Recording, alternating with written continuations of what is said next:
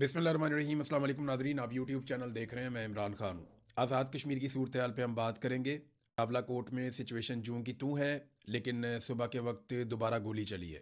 फजर की नमाज के बाद जब कुछ नौजवान मस्जिद से निकल रहे थे तो वहाँ पे रेंजर्स की गाड़ियाँ आ गई और वहाँ फायरिंग की गई। और फायरिंग के नतीजे में एक नौजवान जो है, इसका नाम बताया जा रहा है सुभान आरिफ, वो शहीद हो गया। और उसके अलावा दानिश इरशाद साहब हैं वहाँ पे, एक सहाफ़ी, उनके बकौल ये फोर्सेस ने पेशकदमी की है और मुजाहिरीन ने उसको नाकाम बनाया है। और जो एक नौजवान वहाँ पे ज़ख्मी हुआ, उसने क्या बताया पहले वो सुन लें तो मेरे ख्याल में ज़्यादा बेहतर सिचुएशन आप समझ सकेंगे। क्योंकि यहाँ पे गोली चली है और रेंजर्स की दो गाड़ियाँ आई थी जिनके ऊपर बंदूकें फिट थी। अब ये क्या हो रहा है, मैं यानी मेरी समझ से बाहर है। यानी मुझे इतना लंबा सहाफ़ती करियर हो गया, आज़ाद कश्मीर में इस वक्त जो खेल खेला जा रहा है ये इतना सादा नहीं है जितना दिखाई दे रहा है। मैं कुछ चीज़ें आपको बताता हूँ, लेकिन पहले आप सुने ये नौजवान जैसे गोलियां लगी हैं ये क्या बता रहा है। 5 बजे का टाइम हुआ, तकरीबन नमाज पढ़ के मस्जिद से बाहर निकले ना, उन्होंने स्ट्रेट फायर खोल दिए हैं। कोई उन्होंने काफी बंदे हमारे जख्मी भी हुए। मेरे साथ एक दो बैठे थे, वो फोत हो गए। और वो कौन सी जगह की थी? एक तकरीबन मेरे ख्याल से एक तो ये गोरा लगाया ना, जी जी। तो एक एक का सही कंफर्म नहीं हो रहा। अच्छा स्ट्रेट फायर गाड़ियां आई हैं दो रेंजर्स की, अच्छा। और वो बंद गाड़ियां थी ना, तो बस उन्होंने गने लगाई हुई थी गाड़ी ठीक पर। है। उन्होंने चारों तरफ गने बस फेरना शुरू कर दिए। अच्छा, तो वहाँ पे किस तरह का सीन था? क्या लोगों ने वापस मज़ामत की है? और जी जी, क्या? लोगों ने भरपूर मजामत की है, मुकाबला डट के किया है उनका। फिर वो काफी लोग जख्मी हो गए, फिर एम्बुलेंस वगैरह आई हैं, उन्होंने जो जख्मी थे उनको उठाया है। बंदों को उन्होंने ढूंढ ढूंढ के मारा है, जिधर जिधर कोई बंदा नजर आ रहा था ना उनको, वहां पर उन्होंने फायर किया उस पर। अच्छा, तो ये है कि आपको प्लेंसी हॉस्पिटल में कौन लेके आया है? एम्बुलेंस उधर से मंगाई है, उधर से उन्होंने भेजा हमें सीधा। जो है ना, कैंप लगे हुए ठीक है। हैं उधर, उनको हमें बिठाया उधर। उधर हमारी ट्रीटमेंट हुई है, इंजेक्शन वगैरह लगे। तो जो जख्मी थे, जो शहीद भी हुए हैं, तो उनको भी साथ ले गए। तो वापस उधर से जो ज्यादा सीरियस थे ना, उनको पलंदरी की एम्बुलेंस पे बिठाया, उनको ले गए। किसी को डडियाल की एम्बुलेंस में बिठाया, उधर ले गए। तो बाकी जो फोत हो गए उनको भी एम्बुलेंसों में भेज दिया हमने। ये नाजरीन आप सुन रहे थे एक नौजवान को जिसे जो ज़ख्मी हुआ सुबह फायरिंग की वजह से, और वो ये बता रहा है कि उसके साथ कुछ नौजवान शहीद हो गए हैं। उनमें एक का नाम तो कंफर्म हो गया, सुभान आरिफ।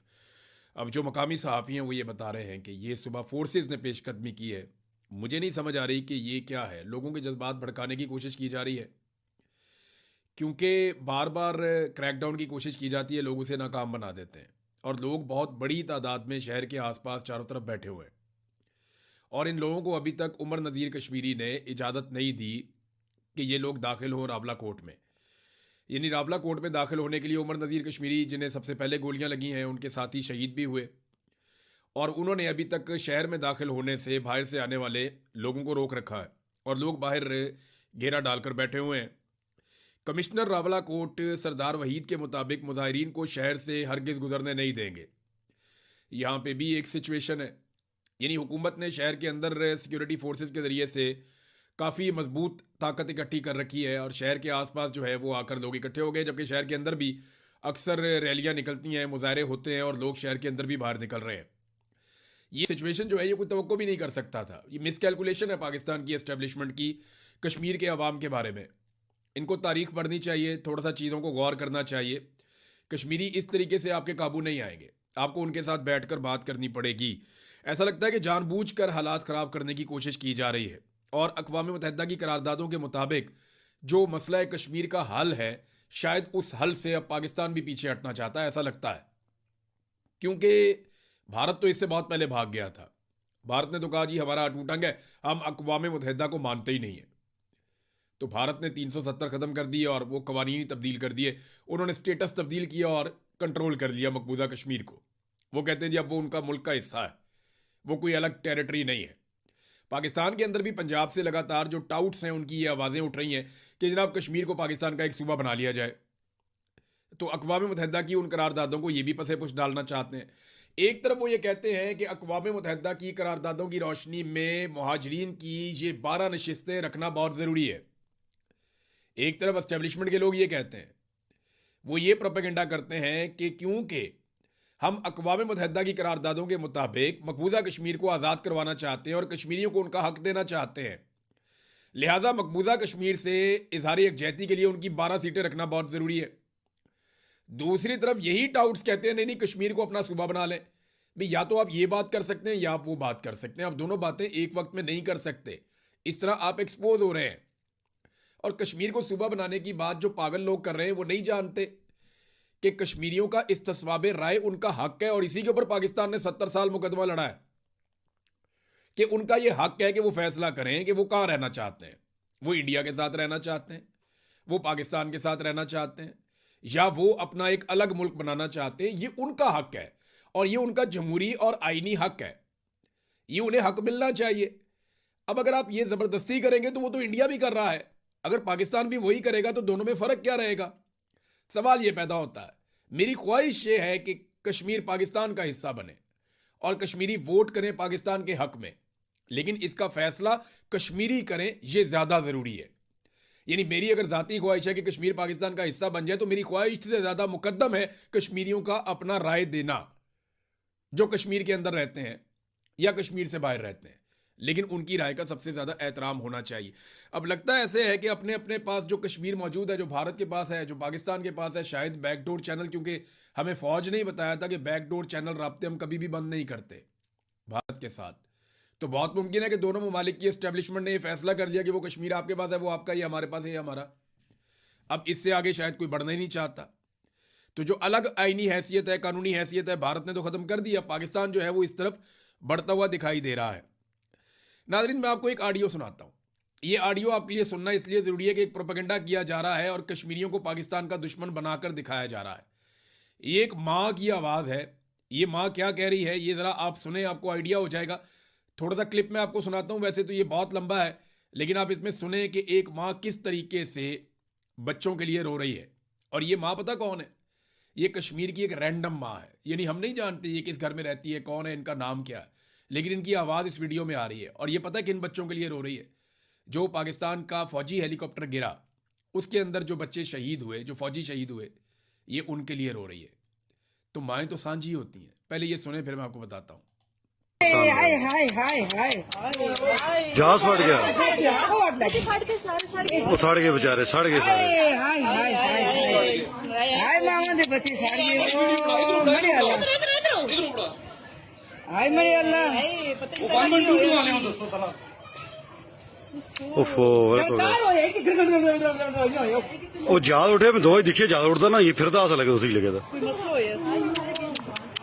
ओ मड़े अल्लाह जी, बहुत नुकसान हो गया, बहुत नुकसान हो गया, बहुत नुकसान हो गया।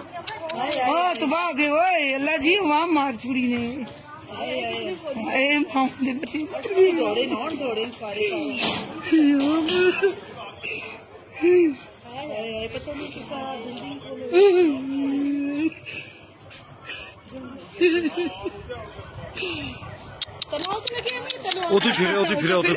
की गड़कार मचिया हाय साड़ के मामा दे बच्चे बच्ची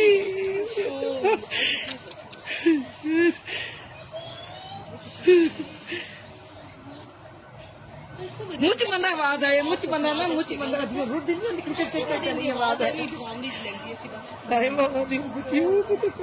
और भी है, ये काफ़ी लंबी ऑडियो है। मैं खुद भी जब ये सुन रहा था तो मेरे दिल में बहुत तकलीफ़ हो रही थी। एक माँ को कितनी तकलीफ़ होती है जब उसके बच्चे को चोट लगती है, जब उस बच्चे का नुकसान होता है। ये बच्चे जो है ये माँ इनको जानती नहीं है, इसको नाम भी नहीं पता ये कौन है, ये किधर से आए, पंजाब के किस इलाके से हैं, सिंध के किस इलाके से हैं, खैबर पख्तूनख्वा के किस इलाके से हैं, वो नहीं जानती। लेकिन वो ये कह रही है कि माँओं के बच्चे जल गए, हाय माँओं के बच्चे मर गए, और वो रो रही है, बिलक रही है। माएँ सांझी होती हैं, ये बात सबको समझनी चाहिए। अपने इक़्तिदार के लिए और अपने ज़ाती मफाद और फ़ायदे के लिए माँओं के बेटों को आमने सामने खड़ा कर देते हैं। इन लोगों को शर्म नहीं आती। यानी ये जो सिक्योरिटी फोर्सेस के लोग हैं, ये कौन है? कहीं बाहर से आए हुए हैं। और ये जो कश्मीरी अपने हकूक़ मांग रहे हैं, ये कौन है? ये कोई बाहर से आए हुए हैं। तो वो भी माँओं के बच्चे हैं, ये भी माँओं के बच्चे हैं। और वो एक माँ बिलक बिलक के कह रही है, हालांकि इनके बच्चे आपस में जो है वो लड़ रहे हैं इस वक्त, बच्चों को, वो लड़ने के शौकीन नहीं है, उनको लड़ाया जा रहा है आपस में। लड़ाने वाले कौन है? बंद कमरों में बैठे हुए कि जनाब हमने कंट्रोल करना है तमाम वसाइल के ऊपर, पैसा हमारी जेब में जाना चाहिए, कारोबार हम करेंगे, जमीनों पे हमारा कब्जा होगा, ये हम कंट्रोल हाथ से जाने नहीं देंगे। वो कंट्रोल, कब्जा, मफाद, मुनाफा, ये वो चीजें हैं जो माओ के बच्चों को आमने सामने लाकर खड़ी कर देती है। कोई इंसाफ, कोई कानून, कुछ भी नहीं। यानी प्रोपेगेंडा किया जाता है ना, पंजाब के अंदर से बैठ के लोग कहते हैं कि जनाब ये लोग तो बहुत बुरे हैं, कश्मीरी ये हैं, कश्मीरी वो हैं, कश्मीरियों को गाली दी जा रही है। इससे पहले पश्तूनों को गाली दी गई। यहां ये पीएमएल-एन का वतीरा है। पीएमएल-एन ने हमेशा नफरत की सियासत की है। इनके सहाफियों ने, इनके दानिश्वरों ने, इनके पॉलिटिशियंस ने बलोचों के खिलाफ जबान दराजी की, नफरत फैलाई, सिंधियों के खिलाफ इन्होंने किया, और कितना गलीज प्रोपेगेंडा किया पिछले दिनों आपने देखा। पश्तूनों के खिलाफ इन्होंने क्या किया कि पश्तून इस्लामाबाद में दाखिल नहीं हो सकता था बेचारा, सड़कों पे रोककर जलील करते थे। अब कश्मीरियों के साथ वही नफरत फैला रहे हैं। यह बेशर्मी बंद होनी चाहिए। इस बेशर्मी की कोई गुंजाइश नहीं है। उधर एक एसपी है, उसका भतीजा जो है उसे गोली लग गई, वो भी शहीद हो गया। वो जब लाश लेकर जा रहे थे तो एसपी आया तो उसने कहा ये तो मेरा अजीज है। वहां रोला पड़ गया कि एसपी शहजाद जो है वो खड़ा हुआ है मुजाहिरीन के खिलाफ अपनी फोर्स लेकर एहतजाज को रोकने के लिए, और गोली चलती है, उसके अपने भतीजे को गोली लग जाती है। तो माओ के बच्चे तो आपने सामने कर दिए ना आपने। यानी जो दुश्मन नहीं कर सका वो आपने खुद कर दिया। जिसका दुश्मन ने ख्वाब देखा कि इनके घर के अंदर हम आग लगाएं, वो आपने खुद कर दिया। बांग्लादेश में भी आपने यही किया, बलूचिस्तान में भी आपने यही किया, कबायली इलाकों में भी आपने यही किया, और आज कश्मीर में भी आप यही कर रहे हैं। इस नफरत की आग को बुझाइए। आप अपनी एक बोटी सेकने के लिए, अपना एक बारबेक्यू करने के लिए, अपनी अयाशी के लिए पूरे मुल्क में आग नहीं लगा सकते। ये लोग अपने हकूक मांग रहे हैं, और क्या मांग रहे हैं मैं आपको दिखाता हूं कि इनको आपने दिया क्या है। देखें, कश्मीर को तो एक मिसाली खित्ता बनाया जाना चाहिए था ना, कि आपका मुकदमा था कि मकबूजा कश्मीर पाकिस्तान का हिस्सा बनेगा। वो आज़ाद कश्मीर को देखकर बनेगा भाई।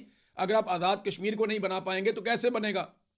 आज़ाद कश्मीर में अपने ले जाके आप 8-9 वजीर बना लेते हैं, बिठा देते हैं पाकिस्तान से, उनके जरिए से आप पूरे निज़ाम को कंट्रोल करते हैं, उनके मफादात के ऊपर चोट पहुंचाते हैं। ये देखें ना, हुकूमत के जारी इकनॉमिक सर्वे के मुताबिक आज़ाद कश्मीर के 63% सरकारी स्कूलों में पीने का पानी नहीं है, 60% की चार दीवारी नहीं है, 57% में बिजली की सहूलत ही नहीं है, 46% स्कूलों में बाथरूम ही नहीं है। तो रियासत खाली का डंडा चलाएगी, कोई काम नहीं करेगी। तो आज़ाद कश्मीर को जो आप बार बार ताने देते हैं कि हमने तुम्हें ये दिया, हमने तुम्हें वो दिया, भाई वहां से पानी आता है, वहां से बिजली बनती है। जो वो आपको देता है वो तो आपको वो नहीं कह रहे, उनको जो सब्सिडी मिलती है वो किसी वजह से मिलती है, उनके साथ आपका एक एग्रीमेंट है।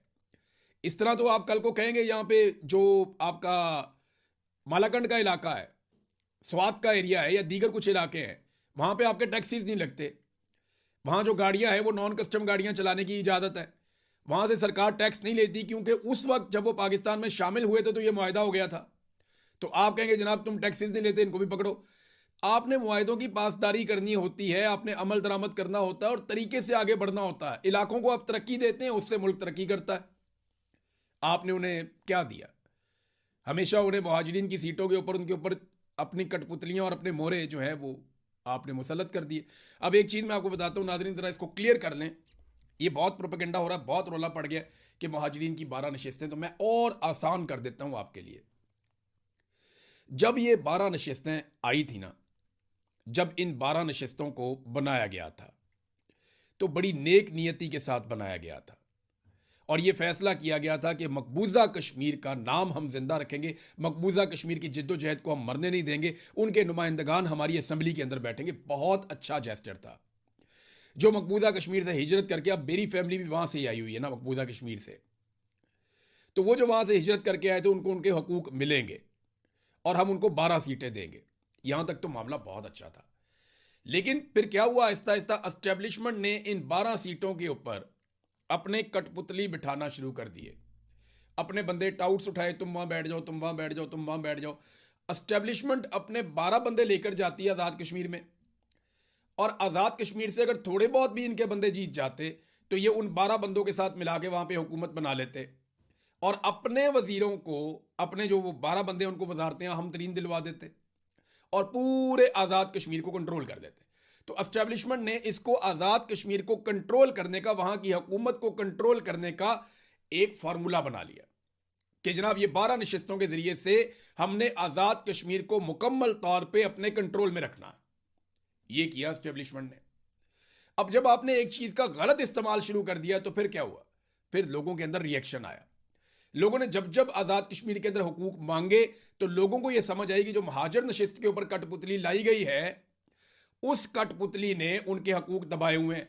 वजह यह है कि उसने तो दोबारा इलेक्शन लड़ना ही नहीं है, वो तो जाएगा वापस लाहौर में या पेशावर में। वहां उसे कौन पूछेगा कि तुम आज़ाद कश्मीर में क्या करके आए हो, और दोबारा से एस्टेब्लिशमेंट उसको फिर सीट दे देगी, वो फिर आके बैठ जाएगा हमारे सर के ऊपर। तो इस नाइंसाफी से तंग आकर उन्होंने आवाज उठाना शुरू की। आप मसले को समझें, जज्बाती होने की बजाय आप उनका प्रॉब्लम समझें। अब ये उनके साथ बैठने के लिए तैयार नहीं है। कोई कहता है बैठना, कोई कहता है नहीं बैठना। पीपल्स पार्टी कहती है बैठना चाहिए और साथ में उन्हें कलदम भी पीपल्स पार्टी करार देती है। पीपल्स पार्टी कहती है बैठना चाहिए और साथ में उनके सरों के ऊपर कीमत भी पीपल्स पार्टी रखती है। पीपल्स पार्टी कहती है बैठना चाहिए और पीपल्स पार्टी की ही हुकूमत उनके ऊपर लगातार क्रैकडाउन भी करती है। पीपल्स पार्टी कहती है बैठना चाहिए और पीपल्स पार्टी ही पाकिस्तान से दरखास्त करके रेंजर्स को, एफसी को और पुलिस को आज़ाद कश्मीर के अंदर दाखिल करती है। तो ये पीपल्स पार्टी की दोगली पॉलिसी है, मुनाफिकाना पॉलिसी है। ये इसके जरिए अपनी सियासत जिंदा रखना चाहते हैं। हालांकि ये बहुत बड़ी ज्यादती का हिस्सा हैं ये लोग। और अब एक और फैसला किया गया है कि जो 177 एफआईआर हुई थी, जो पहले वापस ले ली गई थी पिछले एहतजाज के बाद, वो कह रहे हैं जी पिछली रियायतें ख़त्म कर रहे हैं और 177 जो एफआईआर थी उन एफआईआर को वापस बहाल किया जा रहा है। ये नादरीन अब सूरत हाल है कि एफआईआर वापस बहाल की जाएंगी और जितनी मैक्सिमम हो सकता है नफरत फैलाई जाएगी। पिछली मरतबा ये दावा किया गया था कि हमारी बड़ी अच्छी बातचीत हो गई है, हम मुज़ाकरात में कामयाब हो गए हैं और कश्मीर जो है यहाँ पे अब अमन आ जाएगा और हालात बहुत बेहतर हो जाएंगे, इनके मुतालबात बहुत जायज़ हैं, ये कहा गया था। लेकिन फिर 2 साल तक ताख़ीर करने के बाद अब जब असम्बली अपनी मुद्दत पूरी करने जा रही है तो भी उनको उनका हक नहीं मिला। अब वो ये कहते हैं कि इसी असम्बली में आप हमें हमारा हक दीजिए, लेकिन हुक्मरान ऐसा करने से गुरेज़ आए, वो ये कर नहीं रहे। नाज़रीन, तहरीक इंसाफ ने काफ़ी साथ दिया इसमें कश्मीरी आवाम का, यानी तहरीक इंसाफ का सोशल मीडिया ही एक अपोजिशन का रोल प्ले कर रहा है। तहरीक इंसाफ के सोशल मीडिया ने ज़ोरदार तरीके से आवाज़ उठाई आज़ाद कश्मीर के आवाम के लिए और ये बहुत अच्छी बात है। बाकी पॉलिटिकल पार्टीज़ को भी, चाहे वो किसी भी पॉलिटिकल पार्टी का सोशल मीडिया है या आप एक आम आदमी हैं, पाकिस्तानी हैं, आपके पास सोशल मीडिया है, तो आप कश्मीरियों का साथ दीजिए। मुझे नहीं लगता कि इस वक्त नफरत फैलाने की गुंजाइश है, मुझे नहीं लगता कि इस वक्त गोली चलाने की गुंजाइश या ज़रूरत है। बैठकर बात करनी चाहिए, मसले को हल करना चाहिए। गोलियों से नफरत बोई जा सकती है और इस फसल को काटना पड़ेगा, आपको नहीं तो आपके बाद आने वालों को। लेकिन ये फसल नफरत की अगर पक गई तो इसे काटना पड़ेगा, बहुत खून बह जाएगा। सुहेल अफरीदी ने भी इस पर स्टेटमेंट दिया है, गो कि उनकी अपनी पार्टी के अंदर बड़ा फड्डा पड़ा हुआ है, लेकिन उन्होंने कश्मीर के बुनियादी हुकूक के लिए एक स्टेटमेंट दिया उनके हक में और कश्मीर पाकिस्तान की शारग है, यहाँ से ये मामला उन्होंने शुरू किया। लेकिन जब भी कोई सरकार में होता है ना, जब भी किसी की हुकूमत होती है, जब पीटीआई की हुकूमत थी तो तब वो भी ऐसे एलिमेंट को इन लोगों को पसंद नहीं करते थे इमरान खान साहब के दौरे हुकूमत में। तो अपोजिशन में तो आप ये सारा कुछ करते हैं, आप हर आवाज़ को उठाते हैं अपने मफाद के लिए, लेकिन आपका असल इम्तिहान होता है जब आप हुकूमत में आते हैं। देखें ना, ये सुहेल अफरीदी वगैरह कितनी बड़ी बड़ी बातें करते थे कि ड्रोन हमला नहीं होगा, ड्रोन हमला होने नहीं देंगे, हम ये कर देंगे, अगर मिलिट्री ऑपरेशन हुआ तो वो कर देंगे। सारा कुछ हो रहा है, एक भी एफआईआर इन्होंने नहीं की। तो अली अमीन गंडापुर के टाइम पे तो बड़ा रोला डालते थे, लेकिन अब सुहेल अफरीदी का टाइम आ गया तो कुछ करते भी नहीं है और रोला भी नहीं डालते। तो अली अमीन गंडापुर ने अब रोला डालना शुरू कर दिया। और वो मेरे ख्याल में एक बात जो अली अमीन ने की वो बात ठीक है, आप इख्तलाफात अपनी जगह पे, लेकिन अली अमीन गंडापुर ने एक बात की वो बिल्कुल ठीक है। उसने कहा यार तुम नाचो तो फैशन और हम नाचें तो मुजरा, ये क्या तरीका है? अल्फाज ठीक नहीं है उसको, वो और बहुत सारी इस तरह की मिसालें बनी हुई है, लेकिन ठीक है, अली अमीन गंडापुर ने कह दिया कि तुम नाचो तो फैशन है, हम नाचें तो मुजरा है। वो एक और उसको कहते हैं कि साडा कुत्ता कुत्ता ताडा कुत्ता टॉमी, ये भी वो कहते हैं लोग। मिसालें इस तरह की बहुत सारी बनी हुई हैं, लेकिन गंडापुर की बात ठीक है। देखिए, अगर गंडापुर ने ये साबित किया वक्त के साथ कि वो समहाउ वो कंप्रोमाइज था या वो चीज़ों को एक लेवल से आगे नहीं ले जा पाया या वो लड़ाई को उस तरह नहीं लड़ पाया जैसे लोग तवक्को कर रहे थे, तो गंडापुर उसको मंतकी अंजाम तक नहीं पहुंचा पाया। सुहेल अफरीदी लड़ाई को शुरू ही नहीं कर पाया। यानी जो लड़ाई इमरान खान लड़ रहा है, गंडापुर उस लड़ाई को लड़ता तो था लेकिन मुकम्मल नहीं करता था। सुहेल अफरीदी का प्रॉब्लम यह है कि जो लड़ाई इमरान खान लड़ रहा है जेल से बैठ के, सुहेल अफरीदी उस लड़ाई को शुरू ही नहीं करता, यानी वो तहरीक बनाने के हक में ही नहीं ऐसा लगता।